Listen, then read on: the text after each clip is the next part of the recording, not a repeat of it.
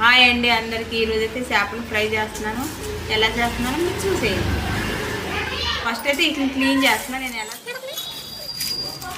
నేను 3 చేపలు అయితే ఫ్రై చేస్తున్నాను. ఇప్పుడైతే చేప ముక్కల కోసం మసాలా ప్రిపేర్ చేస్తున్నాను. కారం ఎక్కువ తింటామండి, అందుకే 2 స్పూన్లు కారం వేసాను. ఉప్పు, కొంచెం పసుపు, ధనియాలు, జీలకర్ర కలిపి మిక్సీ కొట్టి పెట్టుకుంటానండి. కొంచెం మసాలా, ఆయిల్, ఒక నిమ్మకాయ పడుకుని తీసి చికెన్ మసాలా కూడా వేస్తున్నాను అండి. కొంచెం అల్లం వెల్లుల్లి పేస్ట్.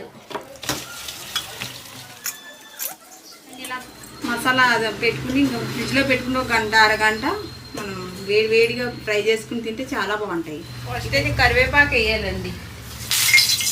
మనం కలిపి పెట్టిన చేప ముక్కలే చేసుకోవాలి. వాసన అయితే చాలా బాగా వస్తున్నాయండి.